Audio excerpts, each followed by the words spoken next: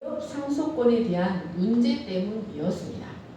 하나님은 이스라엘이 기업을 나눌 때 20세에서 60세의 남자를 기준으로 제비 뽑아 분배하라고 말씀하셨습니다.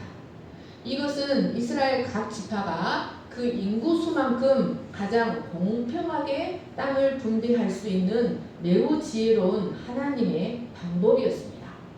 그런데 바로 이 원칙 때문에 문제가 되는 경우가 있었는데, 그것은 바로 아버지가 아들이 없이 죽어서 오직 딸만 낳고 죽은 가정의 경우였습니다.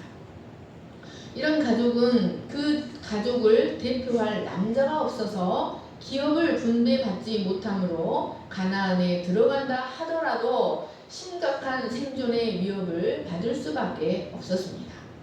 그래서 하나님은 이런 경우에 한하여 딸들도 기업을 받을 수 있는 특례법을 제정하여 주셨습니다. 그런데 바로 이 특례법 때문에 슬로보앗의 딸들이 속한 므낫세 지파 길르앗 족장들이 모세와 지휘관 앞에 나온 것이었습니다. 3절에서 4절 말씀을 같이 한번 읽겠습니다. 시작. 그들이 만일 이스라엘 자손의 다른 지파들의 남자들의 아내가 되면 그들의 기업은 우리 조상의 기업에서 떨어져 나가고 그들이 속할 그 지파의 기업에 첨가되리니, 그러면 우리가 제비 뽑은 기업에서 떨어져 나갈 것이요 이스라엘 자손의 희년을 당하여 그 기업이 그가 속한 지파에 첨가될 것이라. 그런즉 그들의 기업은 우리 조상 지파의 기업에서 아주 삭감되리이다. 여러분, 그들이 제기한 문제는 슬로보앗의 딸들이 만약 다른 지파의 남자들과 결혼할 경우 여자를 남자의 소유로 여기던 당시의 관습상 그녀들이 갖고 있는 기업은 남편의 소유가 되어 결국 그 땅은 다른 지파로 넘어가게 되고 만다는 것이었습니다. 본래 희년법은 50년이 되면 땅이 본 주인에게로 환원되게 하는 법으로 토지의 영구 매매를 원천적으로 차단하므로 각 지파의 기업을 보존하게 해주는 법이었습니다. 그런데 여자가 기업을 상속받을 경우에는 오히려 희년법이 토지의 영구 이전이 가능하게 해주는 법이 되고 맙니다. 그렇게 되면 하나님으로부터 받은 각 지파의 기업의 분량에 가감이 발생하여서 지파 간의 기업으로 인한 분쟁과 불화가 생길 수밖에 없게 된다는 것이었습니다. 그리고 공정하고 공평하게 땅을 분배하기 원하셨던 하나님의 기업 분배 원리가 파괴될 수밖에 없었습니다. 이것은 단순히 므낫세 지파만의 문제라고는 할 수 없었을 것입니다. 길르앗 종족의 수령들은 모세에게 나와서 하나님께서 그들에게 주신 기업을 지키기를 원했습니다. 그러나 그것은 단순히 경제적인 목적 때문만은 아니었습니다. 여러분, 이들이 왜 하나님이 주신 기업을 그토록 지키기를 원했는가? 왜 자기 지파에서 그 기업이 빠져나가는 것을 막고자 하였는가를 알기 위해서는 이스라엘에서 기업이 갖는 의미가 무엇인지를 알 필요가 있습니다. 이스라엘에서 기업은 하나님께서 각 지파에게 언약의 증거로 주시는 하나님의 선물이었습니다. 기업은 하나님께서 각 지파에 가족 수대로 삶의 터전으로 주시는 것으로서 그 기업은 그들의 왕이신 하나님의 통치가 실현되는 언약의 터전이었습니다. 그리고 후손들에게 유산으로 물려주도록 주신 상속 재산 명목으로 주신 신앙의 터전이었습니다. 또 그것은 가족의 소유이면서 동시에 지파의 소유가 되어 그 지파의 역량과 힘을 보여주는 척도가 되기도 하였습니다. 하나님은 이스라엘에게 이 기업을 주시면서 이 기업의 주인은 하나님이다. 그리고 너희는 그 기업의 관리자로서 그 기업을 팔아먹거나 빼앗거나 빼앗아도 안 된다고 말씀하셨습니다. 그러므로 그 기업은 그들이 반드시 지켜야 하는 신앙과 같은 것이었습니다. 만약 그들이 기업을 잃어버린다면 그것은 하나님의 언약의 증거, 축복의 증거를 잃어버리는 것이 되었습니다. 그래서 이스라엘에서는 토지 소유권 이전 불가성 규례, 토지 소유권 이전의 불가성 규례가 있어서 기업의 경계표를 옮기는 행위는 아주 준엄한 형벌로 다스려졌습니다. 신명기 27장 17절을 같이 읽겠습니다. 시작. 그의 이웃의 경계표를 옮기는 자는 저주를 받을 것이라 할 것이요 모든 백성은 아멘 할지니라. 여러분 1, 2절 말씀에서 길르앗 종족의 수령들은 여호와께서라는 단어를 반복하여 사용하면서 하나님으로부터 받은 선물인 기업을 대대로 지키기를 간절히 열망했습니다. 하나님께서 이처럼 이스라엘로 하여금 기업을 소중히 여기고 영구히 팔지 못하도록 하신 것은 바로 우리 인간이 하나님으로부터 근본적으로 받은 기업인 하나님 나라를 소중히 여기고 결코 빼앗겨서는 안 된다는 사실을 계시하기 위함이었습니다. 인류의 조상인 아담이 하나님으로부터 받은 하나님의 형상이라는 기업, 하나님의 통치 원리가 계시된 선악과와 생명과라는 기업, 에덴 동산에서의 왕권과 제사장권은 인간이 하나님으로부터 받은 놀라운 기업이요 선물이었습니다. 하나님은 아담이 그것을 파수하며 영원히 하나님의 영광이 함께하는 축복을 누리기를 원하셨습니다. 그러나 사탄의 계략으로 그 기업을 빼앗기고 인간은 영적 파산자가 되고 말았습니다. 그리고 죄와 사망 권세 아래서 사탄의 종노릇하는 자들이 되고 말았던 것입니다. 그런데 하나님은 이런 인생들을 위해 그리스도를 기업의 회복자, 근족, 고엘로 보내주시고 십자가의 희생과 부활을 통해 그 기업을 다시 회복시켜 주셨습니다. 그리고 이제 다시는 그 기업을 빼앗기지 말라고 우리에게 말씀하십니다. 여러분, 우리는 길르앗 종족의 수령들의 모습에서 기업을 지키고자 하는 열정을 발견할 수 있어야 합니다. 하나님은 우리가 길르앗 종족의 수령들처럼 그 하나님께서 다시 회복시켜 주신 그 기업을 지키고 발전시키고 확장시켜 나가기를 원하십니다. 히브리서 6장 11절 12절을 같이 읽겠습니다. 시작. 우리가 간절히 원하는 것은 너희 각 사람이 동일한 부지런함을 나타내어 끝까지 소망의 풍성함에 이르러 게으르지 아니하고 믿음과 오래 참음으로 말미암아 약속들을 기업으로 받는 자들을 본받는 자 되게 하려는 것이라. 여러분, 우리는 그리스도의 희생으로 말미암아 다시 회복하게 대한 우리의 기업, 우리 영혼의 구원이라는 기업, 왕권과 제사장권이라는 기업, 수많은 소망의 약속의 말씀들이라는 기업, 하늘로부터 주어진 정금 같은 믿음, 하나님의 계명의 말씀, 영원한 천국이라는 이 기업들을 다시는 빼앗기지 않고 지키기 위해 믿음의 조상들처럼 믿음의 열정을 가져야 합니다. 하나님께서 우리에게 회복시켜 주신 기업들은 이 세상 무엇과도 바꿀 수 없는 소중한 것들입니다.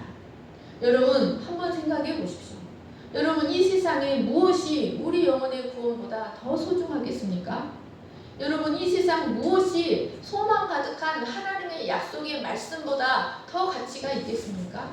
여러분, 지극히 선한 율법, 정금 같은 믿음, 영원한 천국보다 우리에게 더 소중한 것이 무엇이겠습니까? 우리는 이것들을 지키기 위한 열정을 가져야 합니다. 왜냐하면 우리 주변에는 이 기업을 빼앗고자 하는 수많은 대적들이 포진해 있기 때문입니다.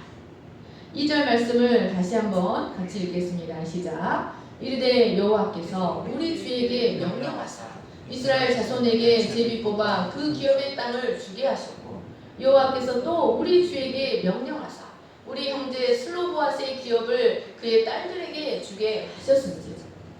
여러분, 이 말씀은 우리가 반드시 살펴볼 필요가 있는 말씀입니다. 자칫하면 감정적이 될 수 있는 이 문제를 길르앗 족장의 수령들이 얼마나 성숙한 자세로 풀어가는지를 보십시오.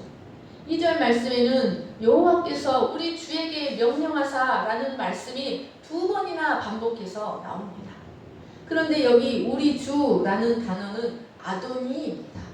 이는 극존칭으로 이스라엘이 하나님을 부를 때 사용하는 단어였습니다. 여러분, 이 말은 이들이 모세를 하나님처럼 여겼다는 말이 아닙니다. 이는 그들이 그를 하나님과 백성 사이의 중보자로, 또 하나님의 말씀을 백성들에게 전달하는 전달자로 그 권위를 인정하고 순종해 왔다는 것을 의미합니다. 그런데 여러분, 놀랍게도 이런 호칭은 모세가 출애굽 1세대들로부터는 결코 들어본 적이 없는 호칭이었습니다. 아론과 여호수아를 제외하고는 그 누구도 모세를 아도니라고 불러본 적이 없었다는 말씀입니다. 그런데 이 갈릴리 종족의 수령들이 아도니라고 하며 얼마나 겸손한 태도로 나왔는지를 우리에게 보여줍니다. 그런데 여기 우리 주라는 단어는 원문의 1인칭 단수인 나의 주라고 되어 있습니다. 이것은 지금 모세와 이야기하고 있는 사람이, 모세와 이스라엘 지휘관들 앞에서 이야기하고 있는 사람이 오직 길르앗 자손의 수령들 중 대표자 한 사람이라는 것을 말해줍니다.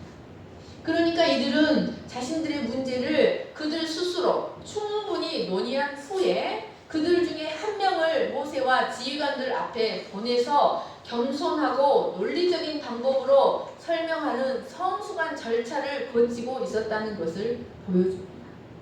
이 사람은 모세를 아도니라고 부르며 그의 권위가 하나님께로부터 나왔다는 것을 인정해 주었습니다. 그리고 제비 뽑아 나누라고 하신 분도 하나님이요, 슬로보앗의 딸들에게 기업을 받게 하라고 하신 분도 하나님이라며 하나님의 권위로 인정하였습니다. 이들은 자신들의 문제를 해결함에 있어서 시장 몰입애들처럼 질서를 무시하는 시위를 벌이거나 집단 이기주의를 추구하는 자들처럼 무대포식의 항의 방식을 취하지 않고 질서 있고 성숙하며 합리적인 방법으로 문제를 해결해 나가고 있는 것을 볼 수 있습니다.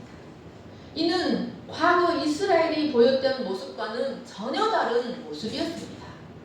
과거 이스라엘의 모습은 마치 혹탄의 뇌관처럼 언제나 배역과 불순종이 언제 터질지 모르는 그런 위험이 도사리고 있는 모습이었지만, 새로운 세대는 모세의 권위를 인정하면서도 합리적인 협상을 요구할 정도로 과감하고도 성숙한 모습을 보이고 있는 모습을 볼 수 있습니다. 이들은 과거 기계적인 순종이 아니라 이제 공동체의 유익을 위하여 자발적인 순종, 합리적인 순종의 모습을 보이고 있는 것을 볼 수 있습니다. 사랑하는 여러분, 사람들의 모임에는 언제나 어디서든지 문제가 생길 수 있습니다. 그리고 리더십에 잘못된 의사결정도 있을 수 있습니다. 그러나 그때 중요한 것은 문제가 있는 것이 중요한 것이 아니라 그 문제를 어떻게 해결해 나가는가 하는 방법에 있습니다. 어느 한편이 힘의 논리로 자신의 의견을 관철하고자 한다면 그 모임은 서로 상처를 주는 분쟁이 일어날 수밖에 없습니다. 그러나 길르앗 종족의 수령들과 이스라엘 지도자들은 서로의 권위를 인정하고 입장을 존중하면서 자신들이 갖고 있는 문제에 대해 솔직하게 대화하며 그 문제를 지혜롭게 해결해 나가고 있었습니다. 5절 말씀을 보십시오. 모세로부터 길르앗 종족의 수령들의 의견을 들으신 하나님은 요셉 자손 지파의 말이 옳도다라고, 그들의 말이 정당하고 일리가 있다라고 인정해 주셨습니다. 이는 슬로보앗의 딸들이 기업을 요구했을 때에도 동일하게 하셨던 말씀이었습니다. 민수기 27장 6, 7절을 보십시오. 여호와께서 모세에게 말씀하여 이르시되 슬로보앗의 딸들의 말이 옳으니 라고 하셨던 것이었습니다. 6절, 7절, 8절, 9절 말씀을 같이 읽겠습니다. 시작. 슬로보앗의 딸들에게 대한 여호와의 명령이 이러하니라. 이르시되 슬로보앗의 딸들은 마음대로 시집 가려니와 오직 그 조상 지파의 종족에게로만 시집갈 것이니 그리하면 이스라엘 자손의 기업이 이 지파에서 저 지파로 옮기지 않고 이스라엘 자손이 다 각기 조상 지파의 기업을 지킬 것이니라 하셨나니 이스라엘 자손의 지파 중 그 기업을 이은 딸들은 모두 자기 조상 지파에 종족되는 사람의 아내가 될 것이다. 그리하면 이스라엘 자손이 각기 조상의 기업을 보존하게 되어 그 기업이 이 지파에서 저 지파로 옮기게 하지 아니하고 이스라엘 자손 지파가 각각 자기 기업을 지키리라. 하나님은 이들의 문제 제기에 전적으로 동의를 표해 주시면서 합리적인 방안을 제시하여 주시고 그 기업을 지키는 그들의 열정을 인정해 주셨습니다. 길르앗 종족 지휘관들의 청원에 대한 하나님의 대답은 기업을 상속받은 상속녀들은 기업의 이동을 막기 위해 자기 마음대로 시집가되 오직 자기 지파 안에서만 결혼하라는 것이었습니다. 여기 마음대로라는 말은 라토브 베 에네헴, 이는 가장 좋아하는 사람에게 라는 뜻입니다. 그리고 종족이라는 말은 자기 지파 내의 가문을 말합니다. 이는 그녀들의 결혼이 우선은 그녀들 자신의 의견과 사랑이 전적으로 인정되어야 된다. 그녀들 자신의 의견과 사랑이 전적으로 우선시 되어야 한다는 말씀입니다. 하지만 그것은 어디까지나 그들이 속한 지파와 가문 그리고 언약 공동체 전체의 관계에 손해를 끼치지 않는 한도 내에서 가능한 것이었습니다. 여러분, 기업의 상속녀들은 아무리 사랑하고 아무리 좋아한다고 해도 언약 공동체에 해를 끼치는 결혼은 할 수 없었습니다. 하나님은 이렇게 기업 상속녀들의 결혼의 범위를 제한하심으로 길르앗 수령들의 문제를 해결해 주셨습니다. 여러분, 하나님은 이처럼 이를 통해 언약 공동체 안에서 지도자와 백성이 그리고 하나님과 백성이 어떻게 올바르게 의사소통하는지를 보여주셨습니다. 하나님은 처음부터 완전한 율법을 주셔서 문제가 전혀 발생되지 않도록 하지 않으셨습니다. 하나님은 오직 하나님 나라의 기본적인 원리와 골격을 형성하는 율법만을 제시하셨습니다. 그리고 세부적인 사항들에 대해서는 공동체 안에서 지도자와 백성이 그리고 하나님과 백성이 올바른 의사소통을 통해 그들의 필요와 상황을 따라 율법을 풍성하게 적용해 나가기를 원하셨습니다. 그래서 이스라엘은 하나님의 절대적인 섭리에도 순종해야 하지만 그들에게 주신 이성과 분별력도 적절하게 사용해서 율법을 더 풍성하게 적용해 나가야 했습니다. 그리고 궁극적으로는 하나님께 나아가 묻고 하나님의 대답을 기다려야 했습니다. 하나님은 이처럼 길르앗 종족의 수령들이 그 문제에 대하여 의문을 제기할 때 친히 구체적인 답안을 주심으로써 그들을 실제적으로 통치하고 계신다는 사실을 보여주셨습니다.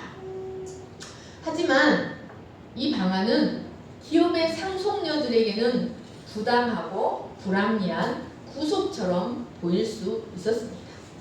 그러나 그것은 이스라엘 각 지파와 각 가문이 그 기업을 보호할 수 있는 가장 지혜로운 방법이었습니다.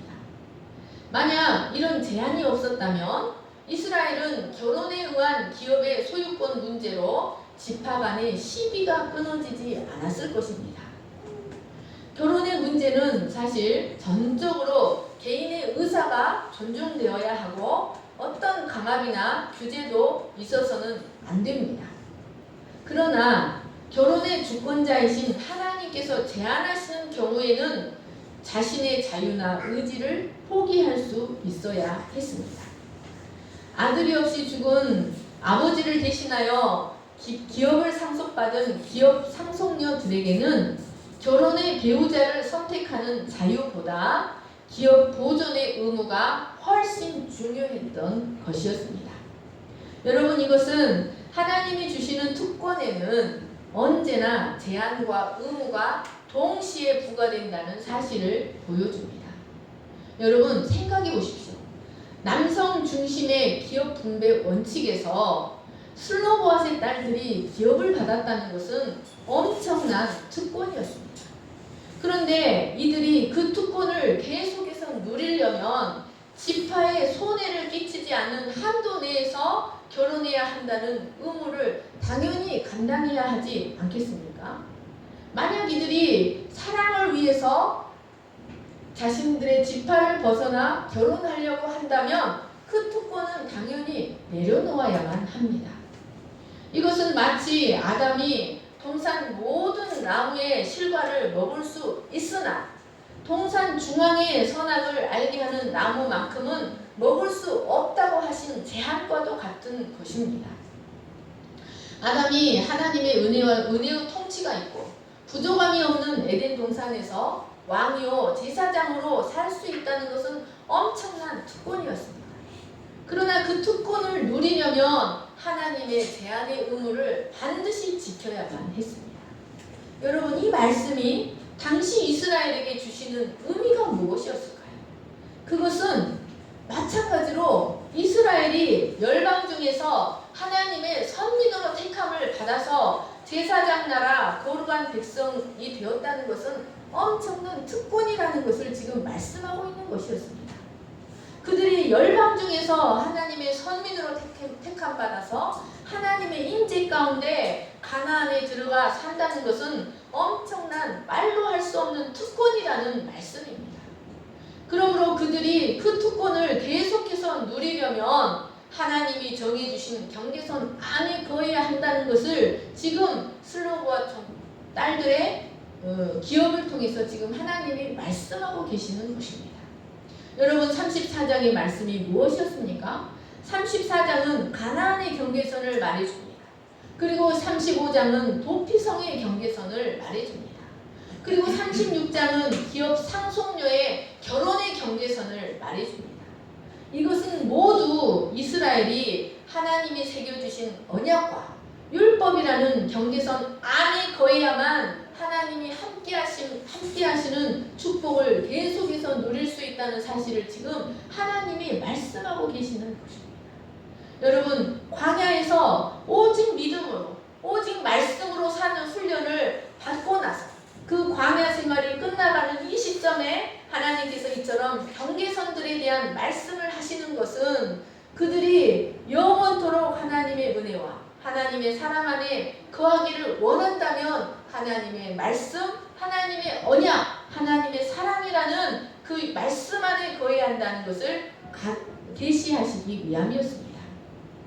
하나님은 이스라엘이 그 경계선 안에 거함으로 영원히 하나님의 은혜를 누리며 살아가기를 원하셨습니다.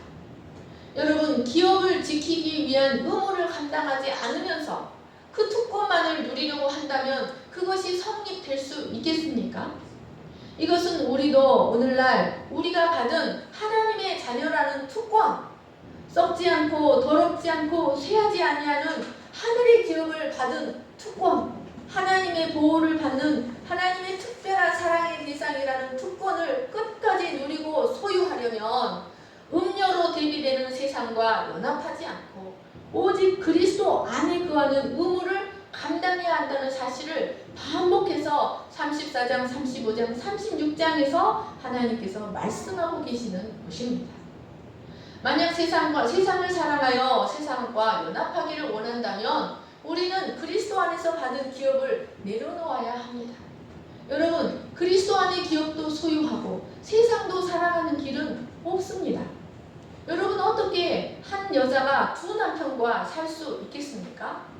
여러분 하나님께서 우리에게 정해놓으신 제한들은 우리를 구속하기 위한 것이 아니라 우리가 진정으로 자유를 누리도록 하기 위한 하나님의 사랑의 배려라는 것을 기억하시기를 축원합니다. 여러분 제가 우리 장로님도 사랑하고 애인도 하나 만들어서 애인도 사랑한다면 우리 장로님의 진노가 불같이 일어나지 않겠습니까? 여러분 우리 장로님 얼굴이 새빨개졌습니다. 여러분 6장 잠언 6장의 말씀이 무엇입니까? 그 남편이 무엇을 줄지라도 그 남편의 진노가 가라앉지 않을 것이라는 말씀 아닙니까?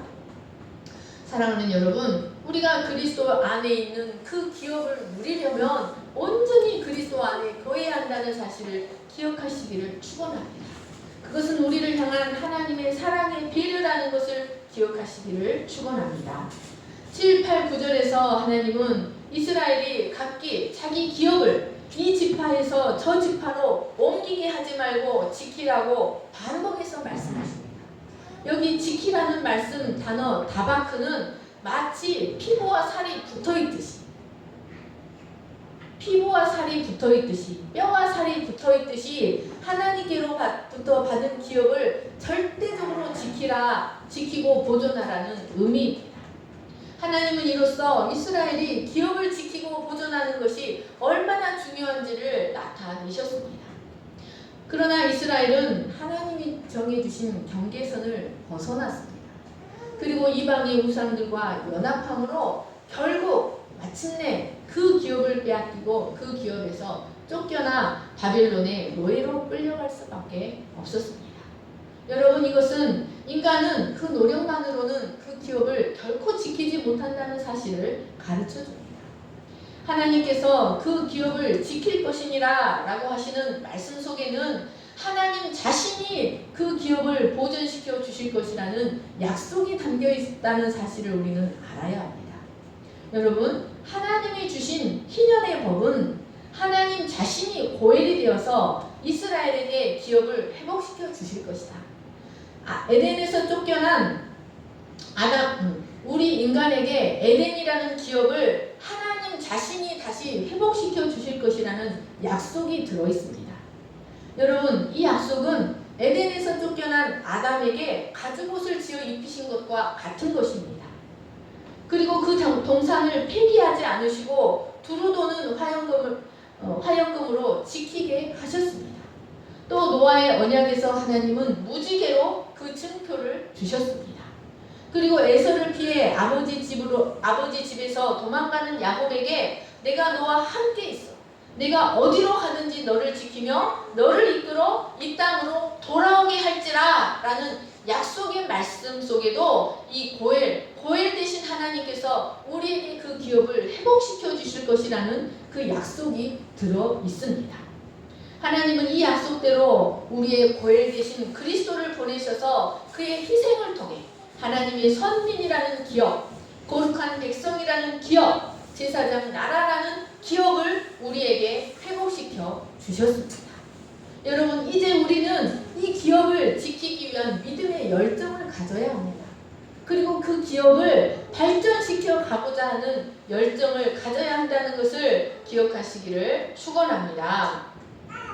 9절 말씀을 보시면 하나님께서 그 기업을 이 지파에서 저 지파로 옮기지 말라고 하신 말씀 속에는 우리 각자가 하나님께로부터 받은 분량과 은사가 다르다는 사실을 또한 가르쳐주고 있습니다. 여러분, 가나안 지파의 경계는 우연히 나누어진 것이 아니었습니다. 그것은 오직 하나님의 주권적인 뜻을 따라 나누어졌습니다. 그것은 사람의 욕망이나 편의를 따라 변동될 수 있는 것이 아니었습니다. 여러분, 이것은 하나님께서 당신의 필요를 따라 당신의 주권적인 뜻을 따라 우리 각자에게 각자 다른 능력과 분량을 허락하셨다는 것을 가르쳐줍니다. 어떤 사람은 예술적인 면에서, 어떤 사람은 물질적인 면에서 많은 분량을 허락하셨습니다. 또 어떤 사람은 육체적으로나 재능적으로 모두 부정한 것처럼 보이는 경우도 있습니다. 그러나 이 모든 것은 하나님의 절대적이며 선하신 주권에 의한 것입니다. 그러므로 우리는 내가 가진 것에 대해서 불평하거나 다른 사람과 비교해서는 안 됩니다. 우리는 각자 주어진 분량 안에서 자족하기를 배우고 최선을 다해 자신의 기업을 발전시켜 나감으로써 내게 그것을 주신 하나님께 영광 돌릴 수 있는 사람이 되어야 합니다. 그러지 않고 다른 사람의 것을 욕심내고 비교한다면 거기에는 항상 갈등과 원망과 다툼과 불화만이 생길 수밖에 없습니다. 고린도전서 10장 13절을 같이 읽겠습니다. 시작. 그러나 우리는 분수 이상의 사랑을 하지 않고 오직 하나님이 우리에게 나누어 주신 그 범위의 한계를 따라 하노니 곧 너희에게까지 이른 것이라. 사랑하는 여러분, 우리가 자신의 분수 안에 거하는 하나님이 내게 주신 기업을 인정하고 그 기업 안에 거할 수 있는 그런 자들이 될 수 있기를 간절히 축원합니다. 내가 받은 것을 최선을 다해 지키고 내가 받은 것 안에서 하나님 나라를 위해 사용하는 자들이 될 수 있기를 간절히 축원합니다. 10절, 12절 말씀을 같이 읽겠습니다. 시작. 슬로보아스의 딸들이 여호와께서 모세에게 명하신 대로 행하니라. 슬로보아스의 딸 밀라와 디르사와 호글라와 밀가와 노아가 다 그들의 숙부의 아들들의 아내가 되니라. 그들이 요셉의 아들 므낫세 자손의 종족 사람의 아내가 되었으므로 그들의 종족 지파에 그들의 기업이 남아 있었더라. 여러분, 슬로보아스의 딸들은 하나님의 명령에 조금의 반발도 없이 온전히 순종했습니다. 이들은 자기 지파와 가문의 기업 보존을 위해서 자신들이 감당해야 할 불이익을 대수롭게 여기지 않고 결혼에 대한 권리를 기꺼이 포기하며 순종하였습니다. 여러분, 11절 말씀에는 슬로보아스의 딸들의 이름이 하나하나 모두 기록된 것을 볼 수 있습니다. 여러분, 일반적으로 성경은 족보를 기록할 때에도 모든 족장들의 이름을 다 기록하지 않습니다. 중요한 족장들만 축약해서 기록합니다. 그런데 이 남성 위주의 사회에서 이 여인들의 이름이 모두 기록됐다는 것은 이들이 이스라엘 역사에서 매우 중요한 사람들이었다는 것을 가르쳐줍니다. 그것은 그들의 문제 제기로 인해 아들이 없는 집안의 기업 문제가 해결되었고 또 이들의 자발적이고 희생적인 순종으로 인해 각 지파 간의 분쟁으로 발전될 우려가 있었던 기업 문제가 온전히 해결되어 이스라엘 사회의 기본법인 토지법이 견고히 세워졌기 때문이었습니다. 여러분, 또한 마지막에 이 민수기 마지막에 이들의 아름다운 순종의 모습이 기록된 것은 매우 중요한 뜻이 있습니다. 이스라엘은 지금까지 광야에서 불평과 불순종과 반역과 거역으로 반복되는 실패의 역사를 보여왔습니다. 그런데 광야 생활이 끝나가는 시점에 이들은 참으로 성숙한 모습과 자발적인 순종의 모습을 보여주므로 민수기의 마지막을 아름답게 장식하고 있습니다. 13절 말씀을 같이 읽겠습니다. 시작. 이는 여리고 맞은편 요단가 모압 평지에서 여호와께서 모세를 통하여 이스라엘 자손에게 명령하신 계명과 규례니라. 모세는 민수기 33장 50절부터 36장 12절까지의 가나안 땅에서의 지켜야 할 그 땅의 분배에 대한 법령들이 모두 여호와께서 여리고 맞은편 요단가 모압 평지에서 가나안에 들어갈 신세대들에게 주신 말씀이라는 것을 기록하며 민수기의 끝을 맺습니다.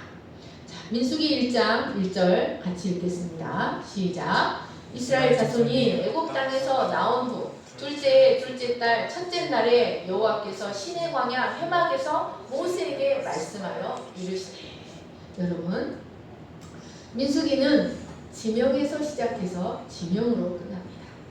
지명에 대한 구체적인 언급으로 시작했다가 또 지명에 대한 구체적인 언급으로 끝을 맺고 있습니다.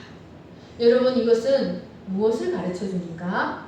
그것은 하나님께서 이스라엘 모든 여정에서 그들과 함께 하셨다는 것입니다. 하나님은 우리 현실과 동떨어진 곳에서 역사하시는 것이 아니라 우리의 삶의 현장에서 우리의 현실 속에서 우리와 함께 하시고 그 현실 속에서 우리를 이끌어 가시고 우리가 승리하도록 도우시는 하나님이라는 것을 민수기가 가르쳐주고 있습니다. 여러분, 이 민수기에 2년 2개월이 되는 긴 여정을 통해서 여러분은 무엇을 배우셨습니까? 사랑하는 여러분, 이스라엘의 모습처럼 불평과 원망과 반항과 거역의 모습에서 합리적인 순종과 자발적인 순종과 성숙한 모습으로 우리의 모습은 변화되어져 가고 있습니까? 사랑하는 여러분, 우리의 삶의 모든 현장에서 우리와 하나님이 너무나 실제적으로 살아서 역사하시며 우리와 함께 하신다는 것을 기억하시기를 간절히 축원합니다. 그리고 광야와 같은 이 세상은 오직 믿음으로 살아간다는 것을 깊이 붙드시는 여러분 되시기를 간절히 축원합니다. 네, 기도하겠습니다. 하나님 아버지, 우리로 하여금 길고 긴 2년 2개월의 시간 동안 민수기를 허락하여 주셔서 감사합니다. 길르앗 자손 종족들의 수령들이 고백했던 것처럼 이스라엘에게 기업을 분배하게 하신 분도 하나님이에요. 슬로보앗의 딸들에게 기업을 분배하라고 명하셨던 분도 하나님이라고 인정했던 것처럼 오늘까지 민수기의 말씀으로 우리를 인도하신 분도 하나님이심을 인정합니다. 하나님은 사람을 통하여 당신의 말씀을 하십니다. 하나님, 우리는 이 길다면 길고 짧다면 짧은 그 시간 동안 민수기를 통하여 무엇을 배웠습니까? 하나님, 불순종과 반항과 불평과 폐역의 모습에서 우리는 점점 순종과 하나님의 선하신 주권을 인정하고 순복하는 모습으로, 성숙한 모습으로 변화되어져 가고 있습니까? 하나님 아버지, 우리의 삶의 모든 현장에서 삶의 주인은, 생명의 주인, 모든 기업의 주인은 하나님이심을 인정하고 하나님의 통치가 우리의 삶 가운데 더 깊이 이루어질 수 있도록 우리 자신을 하나님께 온전히 내어드리는 저희들 되게 하여 주시기를 간절히 기도합니다. 그래서 그 기업을 맡기고 그 기업을 주시기에 부족함이 없도록 그 기업을 맡기고 하나님이 한량없이 기뻐할 수 있도록 우리도 그 기업을 지키기 위해 믿음의 열정을 갖게 해주시기를 간절히 기도합니다. 하나님 아버지, 우리가 돈을 잃으면 얼마나 아까워합니까? 하나님, 우리가 명예를 잃고 사랑을 잃고 권력을 잃으면 얼마나 서글퍼합니까? 그러나 우리에게 주신 믿음의 기업을 지키기 위해서는 우리가 얼마나 열정을 갖고 있습니까? 하나님, 길르앗 지휘관들이 그 지파에게 여호와께서 선물로 주신 그 믿음의 기업을 지키기 원했던 것처럼 우리도 열정을 갖고 우리에게 주신 믿음의 기업을 지키고 그 기업을 발전시켜 나가는 저희들이 되게 하여 주시기를 간절히 기도합니다. 그리고 우리의 삶의 마지막 그 삶의 자리에서도 여호와께서 우리와 함께 하셨노라고, 오직 여호와로만 우리가 승리할 수 있었노라고 고백할 수 있는 자들이 되게 하여 주시옵소서. 감사하며 거룩하신 예수님의 이름으로 기도합니다. 아멘. 아멘. 꽃들도 찬양하시면서 예를 드리겠습니다.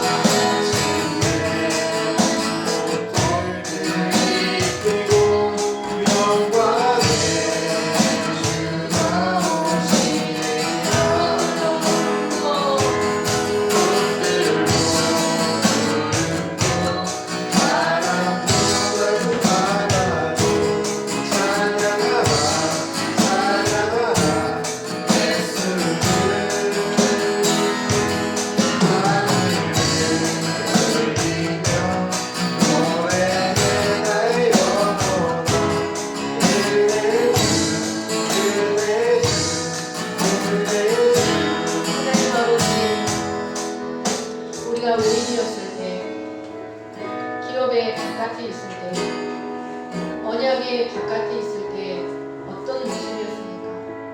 본질상 진노의 자녀가 되어 하나님의 진노가 예정된 영원한 진노뿐만 아니라 이 땅을 살아가면서도 하나님의 진노를 두려워하며 심판을 두려워하며 떨던 참으로 한량없이 불쌍한 인생들 아니었습니까? 그러나 예수님께서 그 십자가 피의 희생을 통하여 우리에게 기업을 회복시켜 주시고 하나님의 형상이라는 기업, 하나님의 언약이라는 기업, 소망의 말씀이라는 기업, 하나님의 한량없는 끊어질 수 없는 사랑과 승리의 약속이라는 기업을 우리에게 회복시켜 주셨습니다.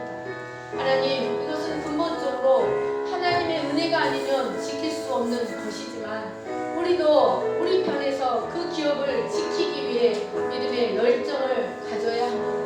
하나님, 그것은 우리의 기업을 빼앗으려는 대적들이 언제나 먹이 앞에 있는 사자처럼 우리의 주변에 포진해 있기 때문입니다.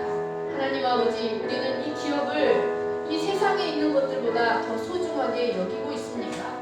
하나님, 우리는 그 기업을 지키고자 하는 열정을 갖고 있습니까? 하나님 아버지, 이 세상에 하나님께서 우리에게 협력시켜 주신 이 기업보다 무엇이 더 소중하겠습니까? 무엇이 우리의 영혼의 구원을 이룰 수 있고 무엇이 우리의 영원한 생명을 책임질 수 있겠습니까? 하나님, 우리도 길르앗 지휘관들처럼 이 기업을 지키고자 하는 믿음의 열정, 믿음의 조상들과 동일한 믿음의 부지런함을 가질 수 있도록 도와주시기를 간절히 기도합니다. 그래서 이 기업을 우리의 자손들에게도 유산으로, 재산으로 물려줄 수 있는 저희들이 되게 하여 주시기를 간절히 기도합니다. 하나님, 이스라엘이 광야의 여정마다 한없이 부족한 모습을 보였지만 그들의 민숙이 마지막에는 한없이 성숙하고 과감하고 합리적이며 희생적으로 자발적으로 순종하는 모습을 보여주었습니다.